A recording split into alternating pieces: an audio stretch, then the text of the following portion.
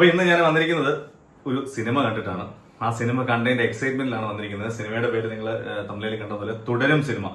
തരുൺ മൂർത്തി സംവിധാനം ചെയ്ത് രജപുത്ര രഞ്ജിത്ത് നിർമ്മിച്ച് ഇന്ന് മോഹൻലാൽ നായകനായിട്ട് പുറത്തിറങ്ങി. ഇന്ന് നമ്മൾ കുറെ നാളായിട്ട് വെയിറ്റ് ചെയ്തിട്ട് വന്നൊരു സിനിമയാണ് തുടരും.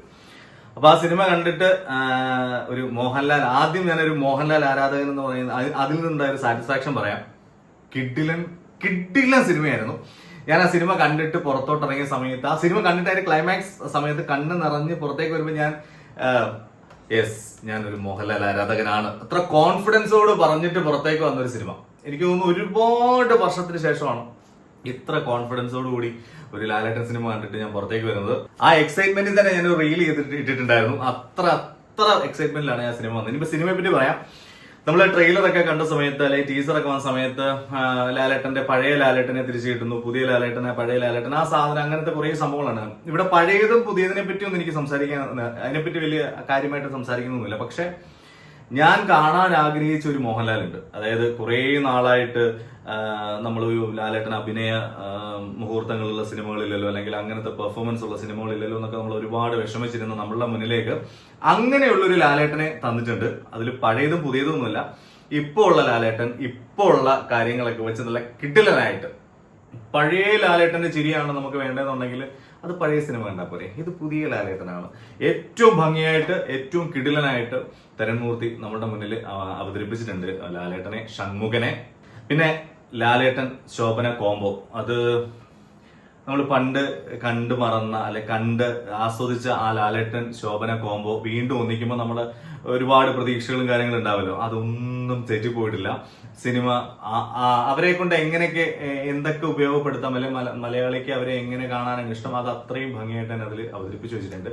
സിനിമയുടെ ട്രെയിലർ കണ്ട സമയത്ത് കാറ് പ്രധാന വിഷയമായി വരുന്ന എന്തോ ഒരു കാര്യമാണ് സിനിമ ചർച്ച ചെയ്യാൻ പോകുന്നതെന്നും സിനിമയ്ക്കുള്ളിൽ എന്തൊക്കെയോ കുറെ കാര്യങ്ങളൊക്കെ ഉണ്ട് എന്നൊക്കെ എവിടേക്കോ തട്ടിമുട്ടിയൊക്കെ ട്രെയിലറിൽ പറഞ്ഞു പോകുമ്പോൾ ഒരുപാട് പ്രതീക്ഷയില്ലെങ്കിൽ എന്തെങ്കിലും ഒരു സാധനം കാണും, അങ്ങനെയൊക്കെ ഉണ്ടായിരുന്നു മനസ്സിൽ. പക്ഷെ സിനിമ രാവിലെ സിനിമയ്ക്ക് ഞാൻ പോകുന്ന സമയത്ത് ഇതൊരു തരുൺമൂർത്തി സിനിമയാണ്, ഇത് ഭയങ്കര സ്ലോ പേസിൽ പോകുന്ന ഒരു സിനിമയായിരിക്കും, അപ്പം ഞാൻ അങ്ങനെ വേണം ആ സിനിമയെ സമീപിക്കാൻ. കാര്യം സൗദികളിലൊക്കെ മനസ്സിലുണ്ടായിരുന്നു. അപ്പം ഞാൻ അങ്ങനെയാണ് ആ സിനിമ കാണാൻ വേണ്ടിയിട്ട് പോകുന്നത്.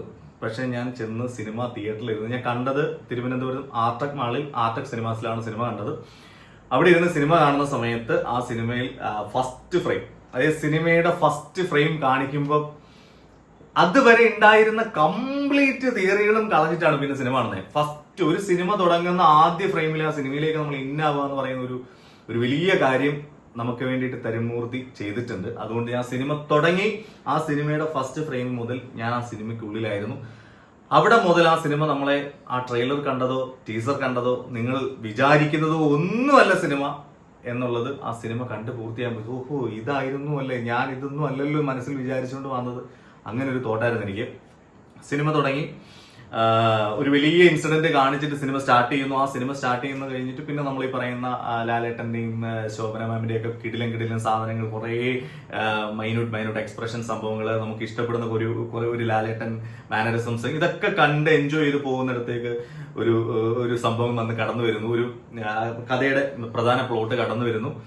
ഒരു ഇന്റർവെൽ പഞ്ചിലേക്ക് എത്തുന്നു. ശരിക്കും ഒരുപാട് നാളായി നല്ലൊരു ഇന്റർവെൽ പഞ്ച്, ഒരു ലാലേട്ടൻ സിനിമയിലെ ഒരു നല്ലൊരു ഇന്റർവെൽ പഞ്ച് കണ്ടിട്ട്. അപ്പം നല്ലൊരു ഇന്റർവെൽ പഞ്ചായിരുന്നു.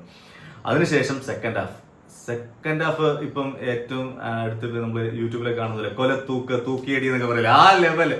അതായത് ഒരു മോഹൻലാൽ ആരാധകൻ അല്ലെങ്കിൽ ഒരു സിനിമ ആരാധകൻ ആ സിനിമ കാണുന്ന സമയത്ത് നമ്മളിങ്ങനെ കിട്ടില്ല.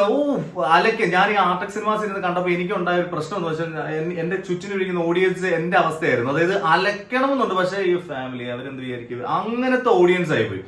എന്നിട്ട് പോലും ആ സൈലന്റ് ആയിട്ടിരുന്ന് കാണുന്ന ഓഡിയൻസ് ആയിട്ട് പോലും ചില പർട്ടിക്കുലർ ഏരിയാസ് വരുമ്പോൾ അറിയാതെ കയ്യടിയും ബഹളവും മലയും വിളിയും ഒക്കെ ചുറ്റിനുണ്ടായിരുന്നു. ആ സമയത്ത് ഞാനും അതേപോലെ തന്നെ എൻജോയ് ചെയ്തു. പക്ഷെ എങ്കിലും എനിക്ക് കുറച്ചുകൂടി ആ സമയത്ത് തോന്നിയാണ് കുറച്ചുകൂടി അലച്ചു വിളിച്ച ആ സിനിമ കാണണം എന്നുണ്ടായിരുന്നു. സെക്കൻഡ് ഹാഫ് പോർഷനാണ് ഞാൻ പറയുന്നത്, കാണണം എന്ന് എനിക്ക് ആഗ്രഹം ഉണ്ടായിരുന്നു. പക്ഷെ അത് ശരിക്കും ഒരു ഫാൻസിനൊപ്പം അല്ലെങ്കിൽ ഒരു യങ്സ്റ്റേഴ്സിനൊപ്പം ഇരുന്ന് ആ സിനിമ കണ്ടാൽ മാത്രമേ നമുക്ക് അത്രത്തോളം എൻജോയ് ചെയ്യാം. ബാക്കി ഇരിക്കുന്ന ഫുൾ ഫാമിലിയാണ്, അപ്പൊ അവരെ ഡിസ്റ്റർബ് ചെയ്യാൻ പാടില്ലല്ലോ. അപ്പൊ അങ്ങനെ ഒരു സദസ്സിൽ ഇരുന്നായിരുന്നു ആ സിനിമ കണ്ടിരുന്നെങ്കിൽ ഞാൻ കുറച്ചുകൂടെ അർമാദിച്ച് കണ്ടേനെ. കാര്യം ഞാൻ എന്നിലെ ആ ലാലേട്ടൻ ആരാധകൻ അത്രത്തോളം ആഗ്രഹിച്ചിരുന്നു ഇങ്ങനെ ഒരു സിനിമ. അപ്പൊ ശരിക്കും പറഞ്ഞാൽ സെക്കൻഡ് ഹാഫ് സ്റ്റാർട്ട് ചെയ്ത് എൻഡ് ചെയ്യുന്നത് പടം ടോട്ടലി 166 മിനിറ്റ് ഉണ്ട് സിനിമ മൊത്തത്തില്. അപ്പൊ ഏകദേശം 2.25 മണിക്കൂർ വരുന്നുണ്ട്. അതിൽ ഇപ്പൊ പറയുന്ന സ്റ്റാർട്ടിംഗ് ടൈറ്റിൽ പോർഷൻ എല്ലാം കഴിഞ്ഞ് കഴിഞ്ഞാൽ ഒരു 2:40 സിനിമ ഉണ്ടെന്നുണ്ടെങ്കിൽ 2:40 മിനിറ്റ് സിനിമ ഉണ്ടെന്നുണ്ടെങ്കിൽ 1 മിനിറ്റ് പോലും എനിക്ക് ലാഗടിച്ചിട്ടില്ല. ഒരു സെക്കൻഡിൽ പോലും അയ്യോ കണ്ണ് ഇത് എന്ത് ബോറാണ് അങ്ങനത്തെ ഒരു ഫീൽ ഒന്നും ഉണ്ടായില്ല. ഫുള്ളി എൻഗേജ്ഡ് ആയിരുന്നു, കിടിലമായിരുന്നു. എടുത്തു പറയേണ്ടത് ജേക്സ് ബിജോയ് എന്ന് പറയുന്ന മ്യൂസിക് ഡയറക്ടറുടെ BGM. ആ BGM നമ്മളെ വേറൊരു ലെവലിലേക്ക്, നമ്മൾ ഈ കാന്താര സിനിമയൊക്കെ കണ്ടപ്പോൾ നമ്മൾ ഇങ്ങനെ ഇരുന്ന് ചുറ്റിക്കൊണ്ടിരുന്നില്ലേ ആ BGMനൊപ്പം, ആ അവസ്ഥയായിരുന്നു. സെക്കൻഡ് ഹാഫിൽ ആ BGM ആണ് ആ സിനിമയിലെ എല്ലാ സീനിലും നമ്മളെ പൊക്കി പൊക്കി പൊക്കി ഹൈയിലേക്ക് കൊണ്ടുപോകാം. കാര്യം നമ്മളിങ്ങനെ ആ BGM ഇങ്ങനെ ഒരു മൂഡിൽ ഇങ്ങനെ ഇരുന്ന് കാണും. പിന്നെ അവിടെ നിൽക്കുന്നത് ലാലേട്ടനാണല്ലോ. പിന്നെ എടുത്തു പറയേണ്ട ഒരു കാര്യമുണ്ട്, അതിലൊരു പ്രധാന വേഷം ചെയ്ത ഒരാളെ പറ്റിയാണ്. പക്ഷെ എനിക്ക് അത് റിവീൽ ചെയ്യാനോ അതിനെപ്പറ്റി സംസാരിക്കാനോ ഒന്നും പറ്റില്ല. കാര്യം നിങ്ങൾ എല്ലാവരും ഈ സിനിമ കാണേണ്ടവരാണ്, അതുകൊണ്ട് ഞാൻ അതിനെപ്പറ്റി പറഞ്ഞത്. പക്ഷെ അതിനകത്ത് പ്രധാനമായ ഒരു വേഷം ചെയ്ത ഒരു ആക്ടർ ഉണ്ട്, ഒരു പോലീസ് ഓഫീസറാണ്. ആ ക്യാരക്ടർ ചെയ്ത മനുഷ്യൻ അതാരാണെങ്കിലും, എനിക്ക് അയാളുടെ പേര് അറിയില്ല കേട്ടോ, ഞാൻ സെർച്ച് ചെയ്തിട്ട് കിട്ടിയില്ല. ആ മനുഷ്യൻ ആരാണെങ്കിലും അങ്ങനെ ഒരു ബിഗ് സല്യൂട്ട്. കിഡിലൻ ആക്ടറാണ്. മലയാള സിനിമയിലേക്ക് ഒരു വാഗ്ദാനം എന്നൊക്കെ പറയില്ല. ഇനി എത്ര ക്യാരക്ടേഴ്സ് ആ മനുഷ്യനെ തേടി വരും എന്നുള്ളത് കണ്ടറിയണം. അത്ര ബ്രില്യന്റ് ആയിരുന്നു. മോഹൻലാലിനെ പോലെ ഒരു വലിയ നടൻ എന്ത് കൊടുത്താലും പെർഫോം ചെയ്യുന്ന ഒരു മനുഷ്യൻ ഇവിടെ നിന്ന് ഇങ്ങനെ പെർഫോം ചെയ്ത് വിളയാടിക്കൊണ്ടിരിക്കുമ്പോൾ അതിന് ഓപ്പോസിറ്റ് നിന്ന് ഇങ്ങനെ സംസാരിക്കണം, അല്ലെങ്കിൽ അതേ റേഞ്ചിൽ നിന്ന് സംസാരിക്കണം, പെർഫോം ചെയ്യണം എന്നൊക്കെ ഉണ്ടെങ്കിൽ അതിനും ഒരു റേഞ്ച് വേണം. അപ്പൊ അത്രയ്ക്ക് റേഞ്ചുള്ള ഒരു ആക്ടറായിരുന്നു. അപ്പോൾ അതിനെപ്പറ്റി കൂടുതലൊന്നും ഞാൻ പറയുന്നില്ല. അപ്പൊ ആ ആൾ ആരാണെന്നൊക്കെ കാണുന്നുണ്ടെങ്കിൽ നിങ്ങൾ തീർച്ചയായിട്ടും സിനിമ കാണുക. പിന്നെ ഈ സിനിമയെ പറ്റി ഇങ്ങനെ മാന്തി പറയാനൊന്നും എനിക്ക് താല്പര്യമില്ല. കാര്യം പോസിറ്റീവ് മാത്രമാണ് എനിക്ക് ആ സിനിമയിൽ അനുഭവപ്പെട്ടത്. നെഗറ്റീവ്സ് ഒന്നും എനിക്ക് അനുഭവപ്പെട്ടിട്ടില്ല.